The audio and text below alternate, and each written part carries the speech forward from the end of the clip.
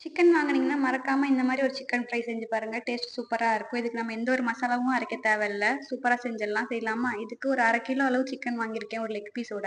கூட 2 table spoon அளவு Kashmiri chilli powder, garam masala, pepper powder, கொஞ்சமா மஞ்சத்தூள், 2 டேபிள் ஸ்பூன் அளவு உப்பு சேர்த்துக்கலாம். கூடவே ஒரு 2 டேபிள் ஸ்பூன் அளவு இஞ்சி பூண்டு விழுது, ஒரு கரண்டி அளவுக்கு தயிர் சேர்த்துக்கலாம். கூட 1/2 லெமன் பிழிஞ்சு விட்டுட்டு, கருவேப்பில, கொத்தமல்லி சேர்த்துட்டு, நான் ஒரு பெரிய வெங்காயம் ஃப்ரை பண்ணி வச்சிருக்கேன். அதையும் சேர்த்துக்கலாம். நல்லா மிக்ஸ் பண்ணிக்கோங்க. மிக்ஸ் பண்ணிட்டு ஒரு 10 நிமிஷம் அப்படியே மேரினேட் பண்ணிடலாம். இப்ப கடாயில கொஞ்சம் தாராளமா எண்ணெய் விட்டுட்டு 2 லவங்கம், ஒரு ஸ்டார் அனீஸ், கொஞ்சமா பட்டை சேர்த்துக்கலாம். கூட 2 மராட்டி மொக்கு சேர்த்துட்டு கொஞ்சமா கருவேப்பிலை சேர்த்துக்கோங்க. இப்ப நம்ம மேரினேட் பண்ணி வச்சிருக்க சிக்கன் ஆட் பண்ணிக்கலாம். நம்ம தண்ணி சேர்க்க போறதில்ல. சிக்கன்லயே தண்ணி விடும். நல்லா கலந்து விட்டுட்டு ஒரு 10 நிமிஷம் லோ ஃப்ளேம்லயே மூடி வச்சிரலாம். நான் காரம் கம்மியா சாப்பிடுவோம்னு கம்மியா சேர்த்துருக்கேன். நீங்க அதிகமா வேணும்னா காரம் சேர்த்துக்கோங்க மேரினேட் பண்ணும்போது இன்னும் கொஞ்சம். 10 நிமிஷம் கழிச்சு நல்லா எண்ணெய் பிரிஞ்சு இருக்கும். நமக்கு கொஞ்சம் கிரேவியா வேணும்னா இந்த ஸ்டேஜ்லயே ஆஃப் பண்ணிடுங்க. இல்ல கொஞ்சம் திக்கா வேணும்னா ஒரு 2 நிமிஷம் விட்டுட்டு லாஸ்ட்டா கொஞ்சமா கொத்தமல்லி இல தூவிட்டு அவ்வளோதான். ட்ரை பண்ணி பாருங்க. சிக்கனும் சூப்பரா வெந்துருச்சு.